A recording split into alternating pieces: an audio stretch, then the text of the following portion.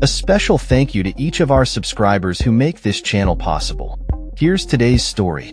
In a bold move that has sparked outrage across the nation, U.S. Agriculture Secretary Brooke Rollins announced on Tuesday that the Trump administration plans to cut federal funding to Democratic-leaning states that refuse to share data related to the Supplemental Nutrition Assistance Program, SNAP, commonly known as food stamps. During a cabinet meeting at the White House, Rollins stated that starting next week, the administration would begin withholding funds until the non-compliant states comply with federal requests for data. This announcement has ignited a firestorm of criticism from state leaders and advocates for low-income families. Rollins emphasized the necessity of obtaining state-by-state data to combat what she described as rampant fraud within the SNAP program, aiming to protect American taxpayers. She highlighted that in February, the U.S. Department of Agriculture, USDA, requested data from all 50 states for the first time, and while 29 Republican-led states complied, 21 Democratic-led states have yet to do so. Among those states are California, New York, and Minnesota, which have been vocal in their opposition to the Trump administration's tactics.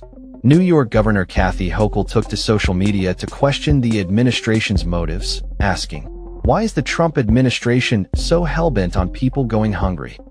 This sentiment was echoed by other Democratic leaders who have condemned the administration's actions as politically motivated and harmful to vulnerable populations.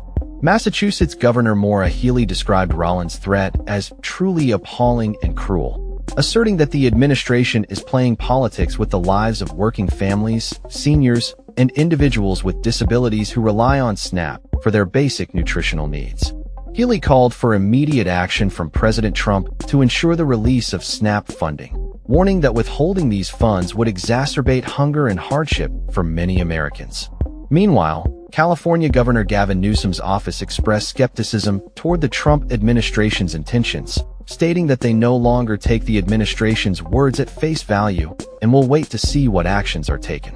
Newsom's spokeswoman condemned the potential cuts, labeling them morally repugnant and emphasizing the importance of feeding American children. Critics of the Trump administration have long accused it of attempting to weaken food assistance programs, and the recent threat to cut SNAP funding has reignited these concerns.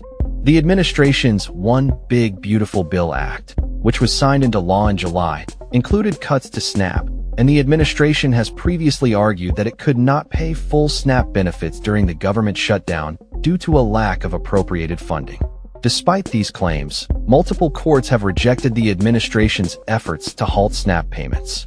According to USDA data, nearly 42 million individuals benefited from SNAP each month in fiscal year 2024, with a significant portion being children, the elderly, or individuals with disabilities. Rollins, during the cabinet meeting, reiterated that SNAP suffers from rampant fraud, but a fact sheet from the USDA's Food and Nutrition Service indicates that the majority of SNAP benefits are used as intended.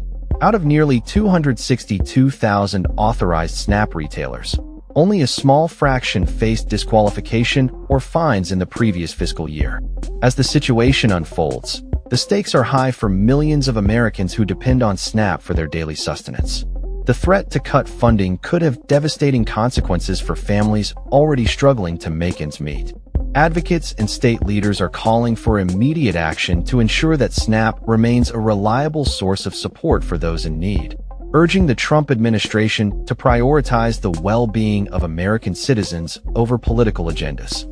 With the deadline for compliance looming, it remains to be seen how the Democratic-led states will respond and what impact this standoff will have on the future of food assistance programs in the United States.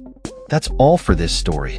We upload videos every day covering many different subjects, so hit that subscribe button to stay informed. Thanks for watching.